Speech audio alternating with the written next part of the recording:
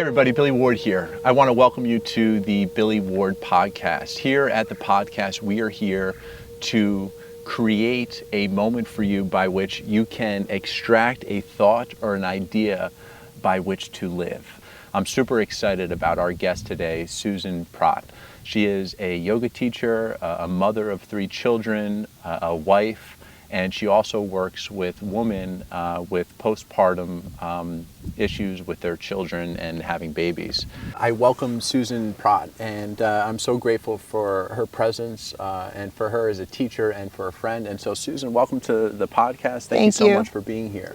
I would like to go right to the core and just kind of start there and kind of unfold it from there.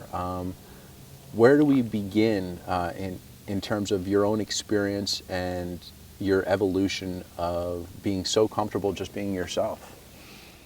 I mean, I think that moving toward that space started by spending a lot of years moving away from that space, right? I think for a long time, I couldn't put my finger on it, but it felt like something was always missing, right? And it felt like there was a constant search for validation, right, from my job or from my partners or from some kind of physical practice where I wanted information coming from the outside to validate me, right? That I was here, that I was real, that I was present, that I was okay. And it felt like going down a slippery slope, right? Because I had this idea in my head that until I believed that I nailed it, right? That I was a perfect yoga teacher or a perfect friend, that I had nothing to offer anyone, right? Including myself, that it either needed to be 100% great or it was 100% shit, right? And the truth probably ended up lying in the middle, which is that the process of understanding that you have value as a person independent of what your perception might look like of the perfect version of yourself is the truth, right? The fact that in your struggle to be human and your struggle to be happy and your struggle to be whole, there's love and light and information you can share about that process, which is as valuable, if not more valuable, than becoming the thing you think you need to be. So in some way, shape, or form, similar to kind of what I was talking about, this being our first episode and me carrying some anxiety into it and not wanting to define myself by what we do here, a lot of people do focus on that end result, that outcome that is outside of ourselves. Can you talk a little bit about your process from looking outside of yourself to now kind of looking within yourself? You know, I think my journey into yoga was the first step of being able to do that, because connecting with a yoga practice and connecting with a teacher who saw me, right, gave me the opportunity to do that safely, right? Because I think the initial movement into trying to be more internal and to focus more inward was really scary, right? Because at that time, things were very fucked up. I was drinking a lot and I was around people who were not healthy for me in any way, right? So when I took the time to pause and really looked internally, I didn't love what was there. It was scary and it was upsetting, and in a lot of ways it was very empty, right? So the process of moving from emptiness to filling up, right, was so scary because you have to figure out what are you going to put in there, right?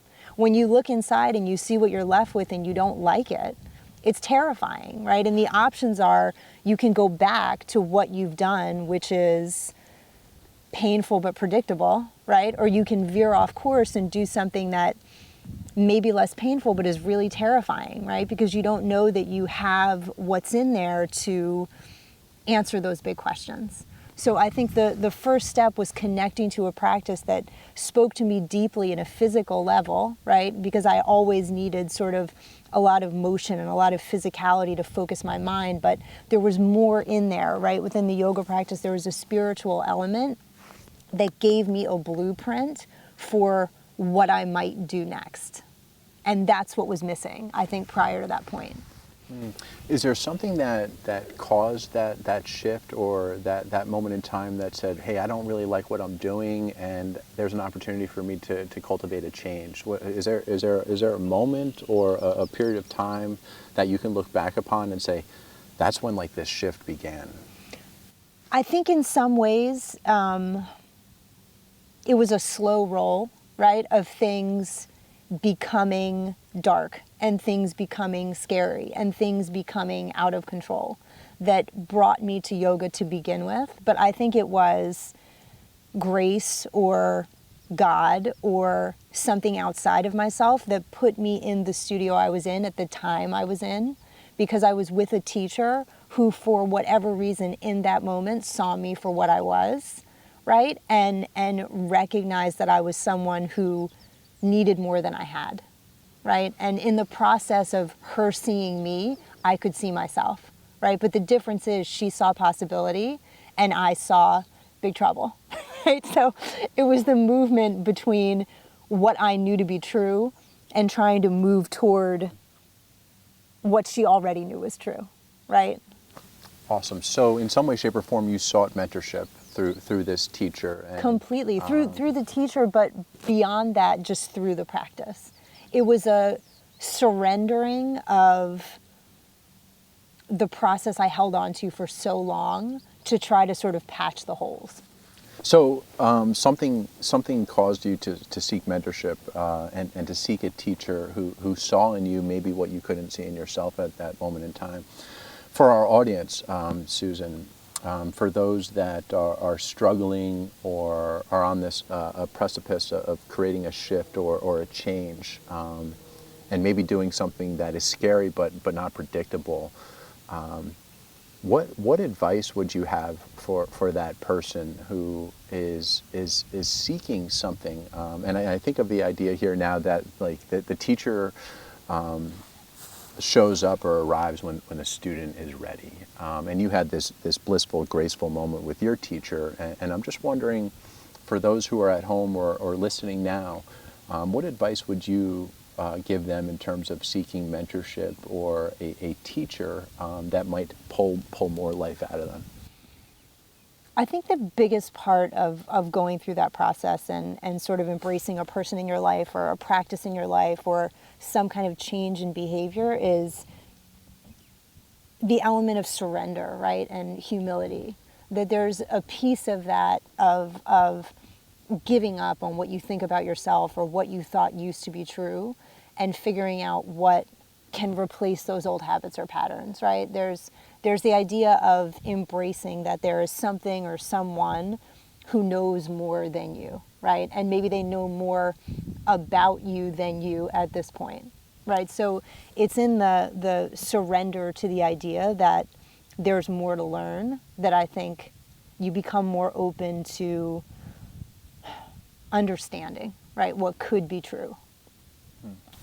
And I wonder too, also as a teacher and being a teacher myself and being a student of yours, a good teacher really sees the potential in a person, and they don't even see maybe what's in the moment, but they treat them in a way that says, hey, this is what you're potentially capable of.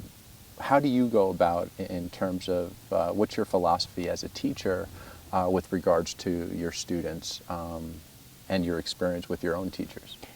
I mean, I think in a lot of ways, the way I approach my students and the way I have been approached as a student is more often than not, you're saying things to others that you need to hear, right? Or you're reinforcing beliefs that are helpful for you to sort of say over and over again, right? So when you're reminded in class that you're safe and you're whole and you're well and you were okay before you arrived, right? You didn't come in here to get better, you are better. Right, I'm talking to you and everyone else in the room, but in so many ways, you know, I'm talking to myself. Those are constant affirmations and constant reminders, and it's a constant process to give yourself permission to be, you know, wholly in the moment, though you may not feel completely whole inside, right? That there's space to be yourself and accept yourself and love yourself in this breath and in this moment that doesn't have to be attached to the stuff that's not happening right now. Interesting. As a student of this life and somebody who continues to evolve and to seek learning and evolution, I'm wondering what would I experience in you if I had met you before all of this? And I know now what I experience in you in this moment and where you are, but what was old Susan like versus where Susan is at now? I mean, it's a hard question to answer because in so many ways, you know, since I sort of like found my practice and made this shift within my own life, so many things have happened, right? Like I've gotten married and I've had kids and so many monumental things have happened in my life that would have probably brought about some sort of change, right? But I think prior to me embracing some sort of awareness practice, right, you would have seen someone who needed a lot from you, something unspecified but huge, right, and was dissatisfied whenever she didn't get it. And I think you would have saw someone who was giving 100% of her attention to being not present, right, to you or to herself or to the moment at hand. And maybe that was by, you know, engaging 100% in some hobby or activity. Maybe that was drinking, right? Maybe that was getting high. Maybe that was deconnecting entirely from everyone, right? And staying home and just waiting for people to freak out and make sure you were okay, right? It was a constant seeking of attention from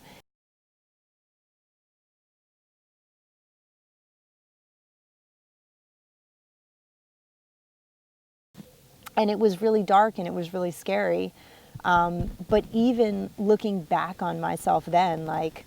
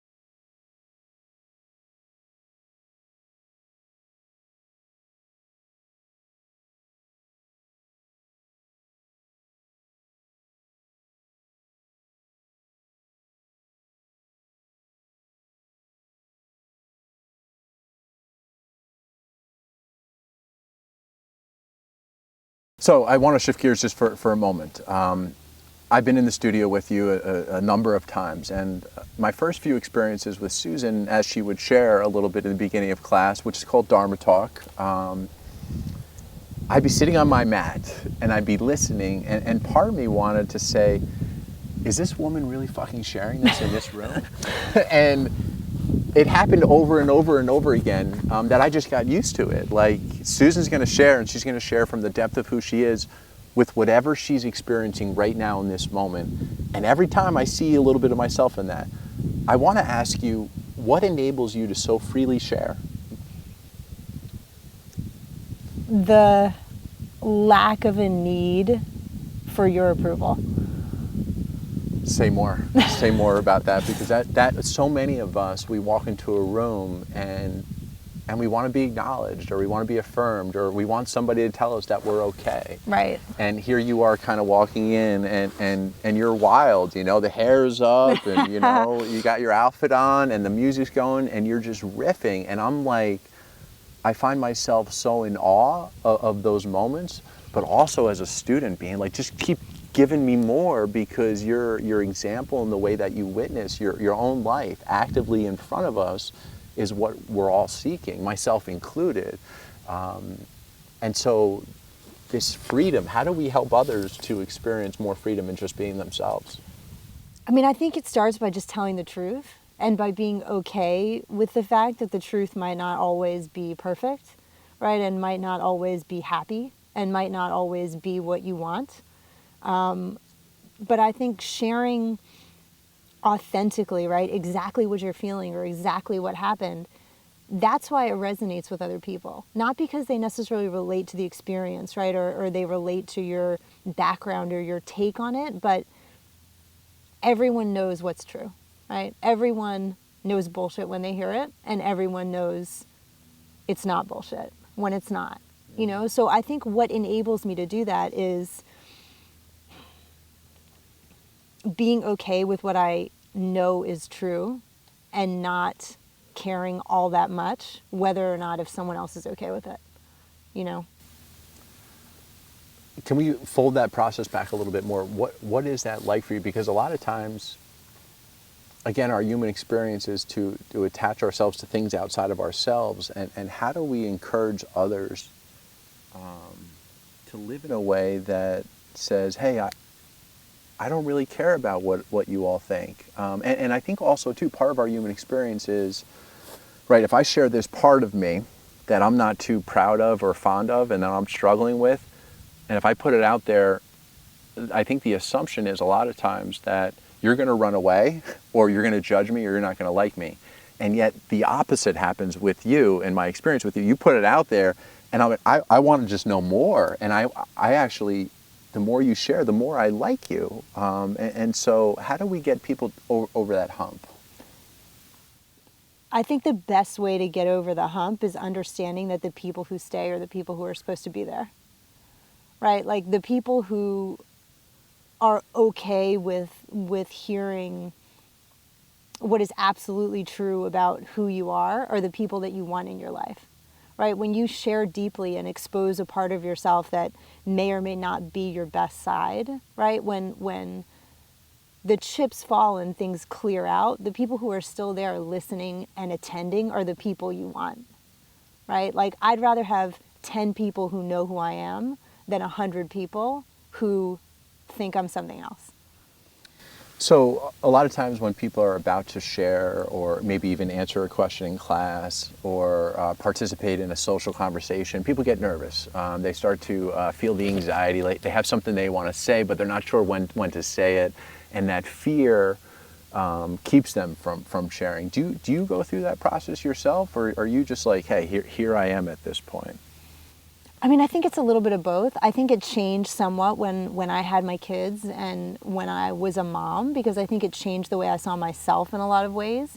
And it was hard for me to connect with my past in a way that didn't make me feel ashamed, right? Like in a way that I could talk about my journey of coming to the practice and what my life was like before that point and not be sort of embarrassed, right? Like I wouldn't want my kids to know that's sort of like how we got here. So I think that's the thing that made me stop more than anything else. But, you know, at the end of the day, it's like your family, whether you want them to or not, knows you better than anyone. Mm-hmm. So I think had they experienced up to this point, or would they experience in the future sort of a whitewashed version, they also would call bullshit, mm-hmm. you know? Mm-hmm. Mm-hmm. I want to share a little bit personally and kind of see what your take is on it. I've been going through kind of an interesting journey, especially in the last 6 months. And what I've come to is that at first in the journey was this idea that I am broken. And I sat in my brokenness for a little while. And this is coming from a person who wanted to present as, hey, I got all my shit together, or it's perfect, it's all good. And I found as I moved through this journey, similar to the experience you're sharing with us, that I got more and more comfortable with my brokenness. And I started to experience that that was really kind of where the light started to come in. And the more accepting I was of my imperfections, the more whole I began to feel. And that journey is going to continue till the day I die. But this new awareness has brought upon so much more freedom in terms of I don't have to really be anyone other than who I am in the moment. And sometimes that might be somebody who presents as having all their shit together. And other times it might be somebody who says, hey, I struggle with self-esteem issues. And at times I don't feel good enough. Can we talk a little bit about that process of being more accepting of our imperfections? Yeah, I mean, I think as someone who wants people to relate to her, right, as a teacher, the sharing of that is what makes people come back to me, right? It's like the sharing of the places where I know that I'm not whole, right? Or I know that I need work, or my vulnerability in some ways lets people know that there's an opportunity to be themselves in a way that is authentic and real and not scary, and that there's acceptance for you independent of what may not be perfect in any given moment. Right? No one can see themselves in someone who has all their shit together all the time. It's too much of a lofty goal, and quite frankly, it's like a shitty goal because it doesn't account for humanity, right? Or the blips and the bumps and the scars that make people who they are, right? That make them interesting and that make them unique. So I think that the idea of not just accepting the fact that like we're all a little bit broken, right? But loving the fact that all of your parts may not be perfectly connected all the time, right, is the way that the light comes in, right? The broken parts are the cracks, and the light comes through the crack, right? And on the other side of that, right, is where you can get to the place where you think you should be, right? If you go through the places that are a little bit bumpy and a little bit broken, or maybe a lot broken, right? What's on the other side of that journey is the place where you're going, right? And maybe the place where you want to go, or the place you never thought you'd end up, right? I also am thinking here too, Brene Brown is one of my favorite thought leaders, and she always talks about this idea is vulnerability is where really connection happens. And I think in a way that's kind of what you and I are talking about. The way you teach, the vulnerability that you shared has allowed for a space for me to come in and connect not only with you, but because of your authenticity and the freedom to be yourself, I can also connect with myself in your stories and in your narrative, which is really, I think, what teaching and being a student is all about. Thank you so much for being here today, Thank and you. I look forward to talking more with you about the shift. Peace and love, everybody.